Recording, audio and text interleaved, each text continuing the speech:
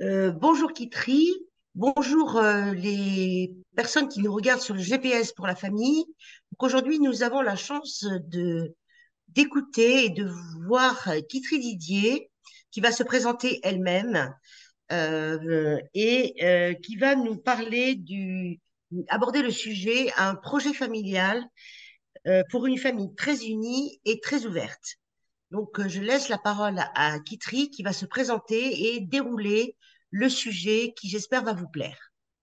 C'est à Bonjour vous, Kitry. Florence, Merci, bonjour Kitry. à tous, bonjour à tous ceux qui écoutent les vidéos du GPS pour la famille. Donc moi je suis Kitry Didier, je suis mariée depuis 23 ans, j'ai 4 enfants, je suis coach professionnel et je suis formatrice. Et c'est dans le cadre de mon activité professionnelle que j'ai travaillé sur la famille et particulièrement sur la famille en tant qu'équipe, parce que je suis coach professionnel spécialement pour les équipes. Voilà, je travaille pour une entreprise qui s'appelle Autantim. Et donc, je vous propose aujourd'hui de ce sujet très beau qui est un projet familial pour une famille très unie et très ouverte. Donc, pour aborder ce sujet, je traiterai plusieurs points. Donc, d'abord, une introduction. Alors, je vais vous partager mon écran, comme ça, ce sera plus simple pour me suivre. Hop, alors ça va prendre 2 minutes, mais je partage l'écran. Hop, c'est parti. Et je le mets en grand écran. Voilà. Hop.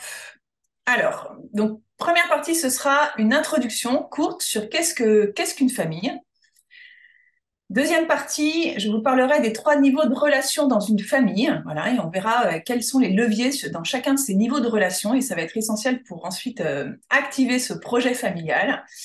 Et puis, en dernière partie, je vous proposerai eh bien, de réfléchir à votre projet familial et de voir voilà, jusqu'où, à quel point, dans quelle mesure il participe à l'unité de votre famille et puis à l'ouverture de votre famille vers la société. Alors, qu'est-ce qu'une famille? Donc la famille, c'est une communauté de vie et d'amour où chacun est aimé pour ce qu'il est et apprend à aimer et servir les autres.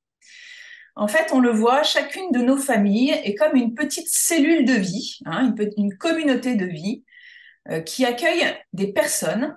Et dans la famille, chaque personne grandit en liberté. Chaque personne est respectée et aimée pour ce qu'elle est. Voilà, il n'y a pas de conditions, hein. Moi, je sais pas, j'ai 4 enfants et je leur pose pas des conditions pour les aimer. Voilà, je les aime tels qu'ils sont. Je les ai pas véritablement choisis dans leur caractère, voilà. Donc je les accueille tels qu'ils sont et j'apprends à les aimer tels qu'ils sont. Et puis chacun des membres de la famille, dans la famille, apprend à aimer et servir.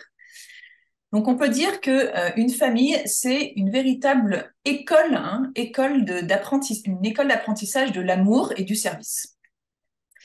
Une famille est unie par des liens familiaux et ouverte par sa mission. Donc on pourrait croire que la famille, hein, elle est refermée sur elle-même, mais on va comprendre avec ce propos aujourd'hui que la famille, elle va être d'autant plus unie qu'elle est ouverte. Et inversement d'ailleurs, hein. En fait, il va y avoir une dynamique très positive entre les liens familiaux qui nous resserrent et notre mission commune. Elle est plus que la somme de chacun de ses membres. Notre famille, quand chacun de vos enfants peut dire notre famille, eh bien, dans cette expression, il y a plus que la somme de chacun des membres de la famille. Hein. C'est pas papa plus maman plus Gustave plus Gaston plus Juliette. Eh bien, c'est notre famille. Ensemble, nous sommes plus que la somme de chacun des membres. La famille a des racines et une mission, ça on va le voir juste après. La famille est aussi la cellule de base de la société.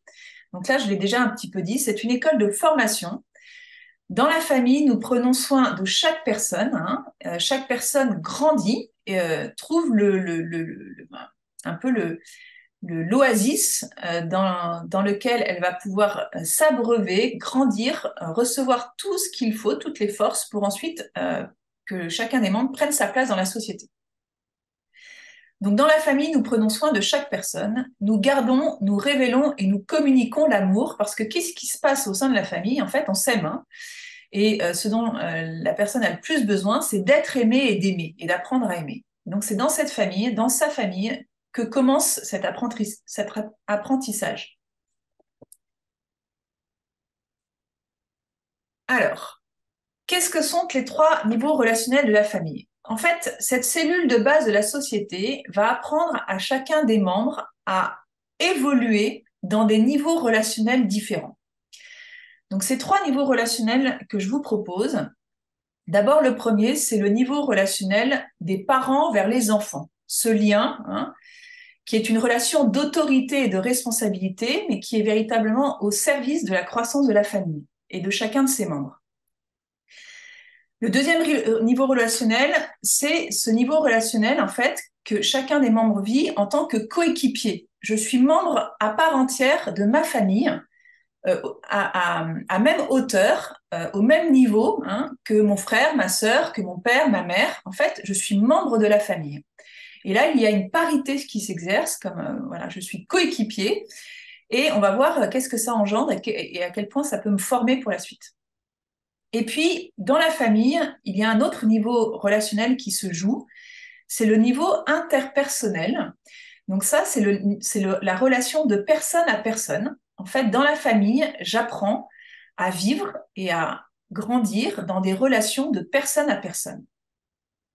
Alors, je vais faire un petit focus sur chacun des niveaux pour pour qu'on comprenne bien à quel point c'est nécessaire de vivre tous ces niveaux relationnels dans la famille et à quel point ils servent tous à hauteur égale la croissance de chacun des membres de la famille. Donc d'abord le niveau parent-enfant. Donc cette relation d'autorité, donc autorité au sens de faire grandir. L'autorité, c'est pas un pouvoir que j'exerce sur mes enfants, c'est pas des soldats, ils vont pas obéir parce que c'est des petits soldats qui obéissent au doigt et à l'œil aux règles de la famille. Non, l'autorité, c'est un service que je rends pour chacun des membres de la famille.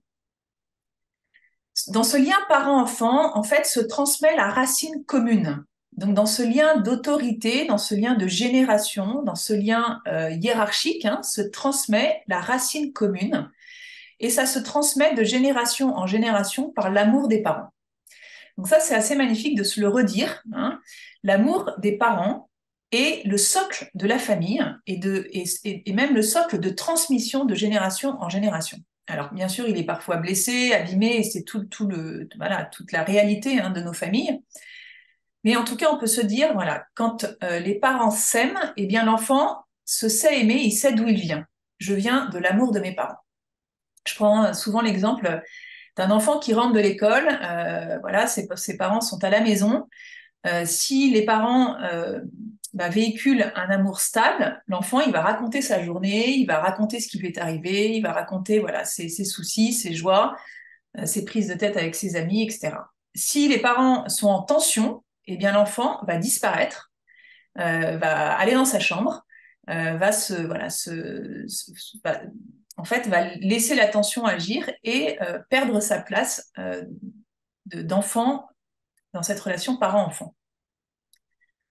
Donc il y a cette racine commune. Ensuite, il y a un nous adulte au service du bien de tous. Alors ce nous adulte, en fait, c'est papa et maman, nous parents, nous sommes ce nous très unis au service du bien de tous. Donc cette relation d'autorité, c'est pas simplement papa ou simplement maman, sauf quand dans la réalité, on traverse des modèles de famille différents. Mais en tout cas, quand papa et maman sont là, c'est un nous qui exerce l'autorité. C'est une autorité partagée et égale. Et ça construit la famille. Pourquoi? Parce que il y a une voix commune qui est donnée pour chacun des enfants. Imaginons qu'un enfant fasse une bêtise et que le soir, vous lui disiez ton père et moi, nous avons discuté de cela et nous voulons te dire ça. Même si le père est absent, ce nous, en fait, va véhiculer une unité de vue, de vision, un dialogue et une autorité commune. Donc ce nous, il est très constructeur, il est intéressant de le travailler. Parfois, il y a des femmes qui se plaignent de ne pas avoir suffisamment d'autorité sur leurs enfants, parfois de dire tout simplement ton père et moi nous en avons discuté, ou à l'inverse, le père a moins d'autorité sur les enfants et de dire ta mère et moi, nous en avons discuté. En fait, ce nous, dans cette relation hiérarchique d'autorité, construit le bien de tous. Et puis enfin, ce niveau relationnel, c'est le niveau du cadre protecteur avec des limites, hein, avec des responsabilités, une délégation. Donc ce cadre qui est construit par la relation hiérarchique des parents aux enfants, c'est un cadre que nous posons avec des limites, et dans ce cadre va pouvoir évoluer la liberté de chaque enfant.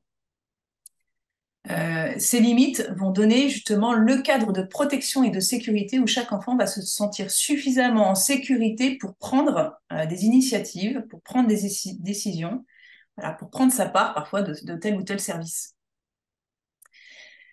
Je fais un petit point sur responsabilité et délégation. À chaque fois que papa et maman ou que papa ou maman confient une petite tâche, une grande tâche à un enfant, il y a une délégation d'autorité qui se produit. Alors ça, on n'a peut-être pas l'habitude de le voir dans le quotidien des tâches ordinaires.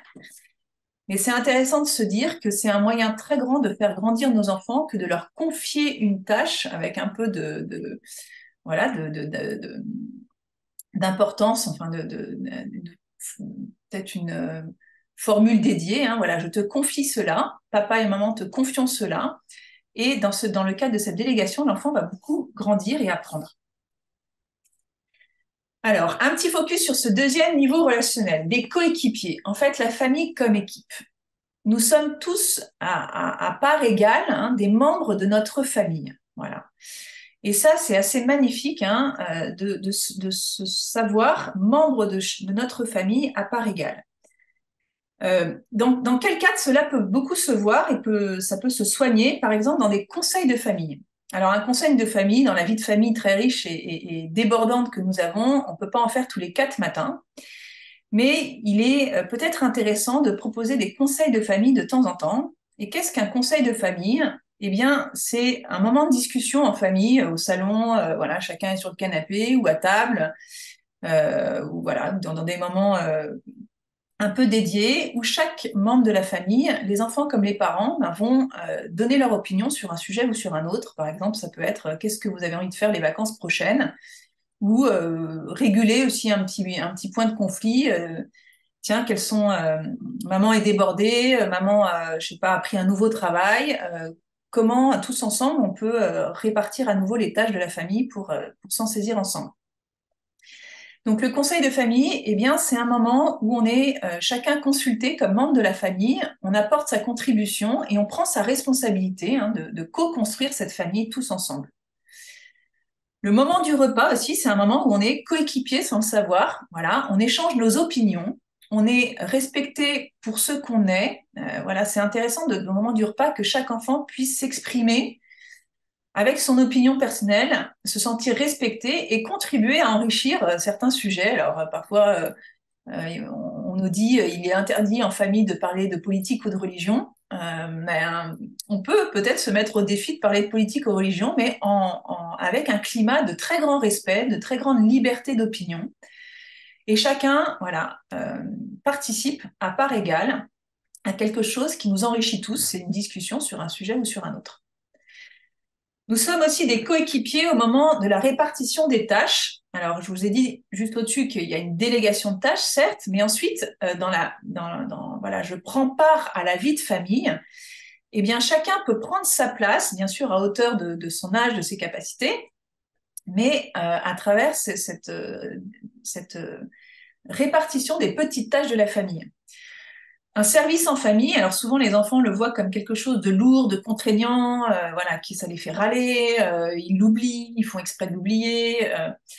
On peut remettre en fait beaucoup de grandeur à ces petites tâches du quotidien en montrant à quel point, en fait, en prenant part par ces petits services du quotidien, en prenant part à la vie de la famille, en fait, on prend sa véritable responsabilité comme membre de la famille, comme coéquipier, voilà. Et si chacun agit à sa place et sur sa tâche, eh bien, toute la famille va recevoir les fruits et, voilà, et le bien construit par tous.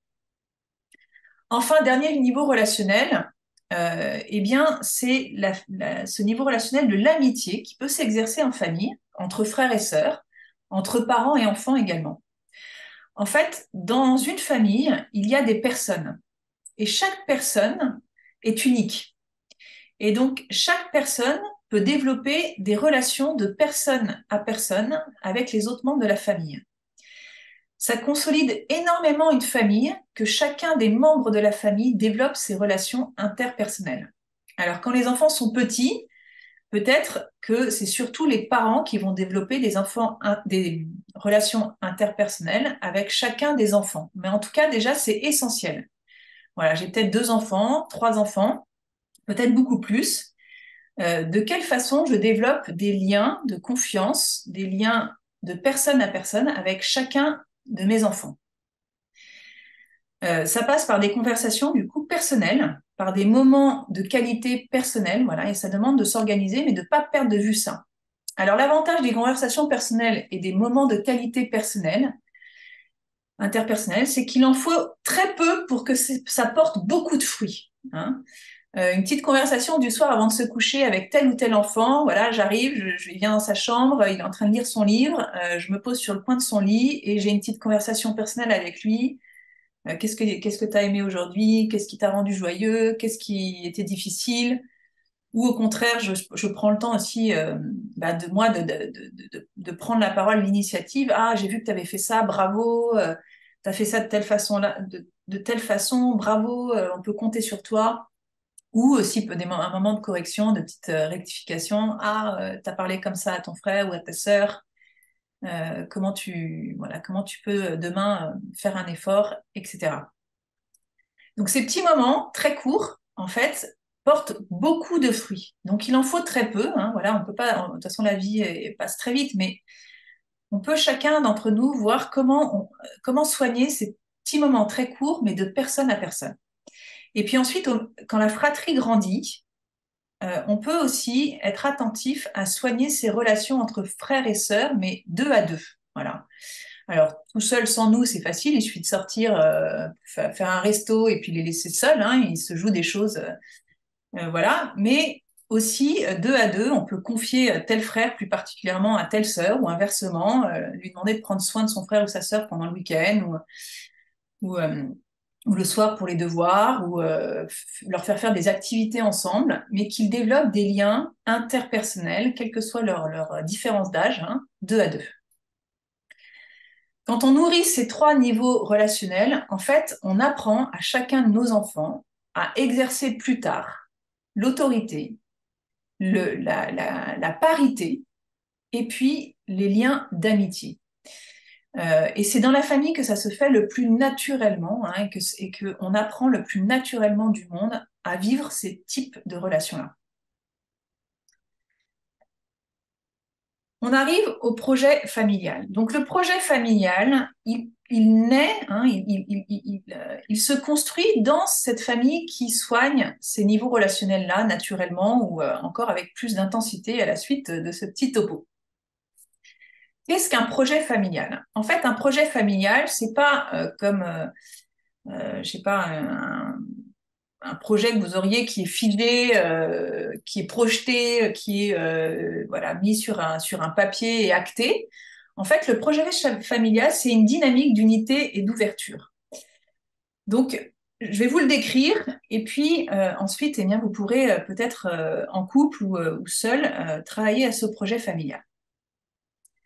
Donc, qu'est-ce que c'est qu'un projet familial? D'abord, un projet familial, c'est partager un but commun entre époux, entre conjoints, entre parents, voilà, partager un but commun et un but commun qui est à la fois pour notre famille, mais qui est à la fois ouvert vers la société. Donc bien sûr, le but commun hein, qu'on ne partage pas forcément de façon explicite, c'est de nous aimer et, voilà, et d'apprendre à aimer. Bien sûr, ça c'est vraiment le but commun de tous et qui est le but commun naturel à toute famille. Mais on peut se proposer un but plus personnalisé pour chaque famille. On peut imaginer par exemple une famille qui va dire, ben nous, en tant que famille, nous aimerions accueillir beaucoup d'amis, que notre foyer soit chaleureux et que voilà, chacun de nos enfants accueille ses amis dans notre foyer. Nous, notre but commun, eh bien, ce serait peut-être d'être attentif aux autres membres de notre famille, voilà, les cousins, les grands-parents. Voilà. Nous, notre but commun, ça pourrait être, je sais pas, par exemple, on est musicien, ben, de faire participer les autres à notre goût pour la musique. Nous, notre but commun, on est hyper sportif, eh bien, c'est peut-être, voilà, de développer des initiatives sportives autour de nous. Nous, notre but commun, c'est peut-être d'être attentif aux plus fragiles de notre quartier, etc., etc. Donc un but ouvert vers la société et les autres, une aventure à vivre ensemble. Ce but commun, ce n'est pas quelque chose de figé, c'est une dynamique. Donc c'est-à-dire que c'est quelque chose dont on va pouvoir parler entre parents, parler avec nos enfants au fur et à mesure qu'ils grandissent. Et c'est une discussion qui s'actualise tout au long de la vie de la famille, qui change. Voilà, peut-être que cette année, notre but commun, ça va être de développer l'esprit de famille et d'en faire profiter de notre esprit de famille aux autres, à ceux qui sont plus seuls. Voilà. Une fois qu'on a ce but commun, bien sûr, on va pouvoir identifier des moyens, des petits moyens très concrets. Voilà, faire des repas du dimanche où on invite des gens, soigner l'accueil dans notre repas du dimanche, soigner le moment du café, soigner nos sorties en famille. Ça peut être aussi, je sais pas, le soir, prendre du temps tous ensemble pour discuter de nos projets. Donc, on va avoir des moyens qui vont apparaître parce que le but de notre famille est de plus en plus partagé, discuté, mis à jour, etc. Ensuite, un projet familial, donc c'est un but, et puis c'est une identité qui va émerger. En fait, notre nom de famille dit quelque chose de qui nous sommes comme famille. Voilà, moi je m'appelle Kitry Didier, la famille Didier, avec mon mari, nos enfants. Alors il se trouve qu'il y a d'autres familles Didier, hein, certes, mais la famille Didier a une identité propre et notre famille, par cette identité, hein, chacun de nos enfants a un sentiment d'appartenance. Voilà. Et comment on soigne cette identité de famille et du coup ce projet familial avec cette identité claire, hein, eh bien, ça va être avec nos particularités, nos singularités de famille. Ça va être aussi notre histoire de famille. Voilà, comment je la partage. Comment, en famille, on raconte les histoires de famille. Vous le voyez avant, au coin du feu, il n'y avait pas d'écran, il n'y avait pas de télé. Donc, après le dîner, on restait ensemble et on racontait les histoires de famille, les histoires du village, etc. Donc, on a perdu un petit peu cela, mais on peut remettre un petit peu au cœur de notre famille cette transmission de l'histoire de la famille. Voilà, ça peut être tel ancêtre dont on est hyper fier, ou telle particularité de notre famille, ou telle habitude de notre famille, ou telle voilà. Donc ça va enrichir notre projet familial, ça va le soutenir, hein, parce que à travers ce projet, on va développer cette identité. Et puis, pour vivre cette grande aventure ensemble, eh bien, nous allons mettre en œuvre des règles claires, partagées, actualisées, des coutumes, des moyens, hein, des fêtes, des rites, des habitudes. Voilà, une famille, elle a ses propres fêtes, ses propres rites, ses propres habitudes. Elle a ses propres règles, et tout cela, ce n'est pas déconnecté du projet familial, au contraire, hein, ce sont des moyens pour soutenir le projet familial. Moi, je suis assez émerveillée de rencontrer certaines familles qui décrètent une date dans l'année où c'est la fête de leur famille, et là, ils invitent plein d'amis, ils font un grand repas, et puis après, il y a des jeux avec les enfants, le soir, de la musique. Voilà, c'est la fête de leur famille ce jour-là. Il y a voilà, peut-être certaines fêtes que l'on peut fêter plus spécifiquement parce que c'est notre famille et ça va faire partie des fêtes de notre famille. Tel anniversaire ou tel passage, je sais pas, le passage aux 15 ans, le passage des 10 ans, hein. Après les 18 ans, c'est plus classique. On peut imaginer aussi des rites, donc des rites, des habitudes que l'on prend, des coutumes. Et ça, c'est très beau, hein. Je pense à une famille, par exemple, justement, quand un enfant passe à un âge à 2 chiffres, donc à 10 ans, eh bien, il organise un petit voyage avec ses parents. Et ça peut être une journée en famille, mais c'est lui qui l'organise. Voilà. Et c'est lui qui choisit le lieu, qui voit avec ses parents les moyens à prendre, le budget, etc. On peut imaginer aussi, voilà, pour telle, je sais pas, l'obtention du brevet, ben, on va dîner au restaurant avec papa et maman. Ces petits rites, ces petites coutumes qui vont faire en fait la vie de notre famille et puis qui vont ben, structurer notre famille. Sur les règles claires, j'y reviens moins parce que c'est des choses qui sont plus habituelles. Mais c'est sûr qu'il peut y avoir des règles claires que, je sais pas, moi j'arrive, je suis extérieure à votre famille, je viens dans votre famille et puis je demande à vos enfants quelles sont les règles de la maison. Si les règles sont claires et partagées, ils peuvent nous les dire, hein. Quelques règles, par exemple, je sais pas, euh, on vient un quart d'heure avant le dîner pour aider papa et maman dans la cuisine. Voilà, ça c'est la règle de notre famille. Ou ben, le samedi matin, on fait 1 heure de ménage tous ensemble. Ça peut être une autre règle. Le premier week-end des vacances, on essaie de passer vraiment le week-end ensemble. 15 jours par an, l'été, du 1er au 15 août, c'est sanctuarisé. En fait, papa prend ses vacances, maman aussi. Ben, voilà, les ados s'organisent pour être disponibles. Voilà, des règles qui vont structurer notre vie de famille pour justement que ce projet familial hein, puisse s'incarner dans une structure qui facilite ce projet. Donc ce projet familial, c'est une dynamique, hein, donc c'est quelque chose qui va se discuter. Donc vous le voyez peut-être assez facilement, les sujets que j'ai abordés aujourd'hui vont demander de discuter entre parents sur ce que nous voulons pour notre famille. Voilà, qu'est-ce que nous voulons pour notre famille?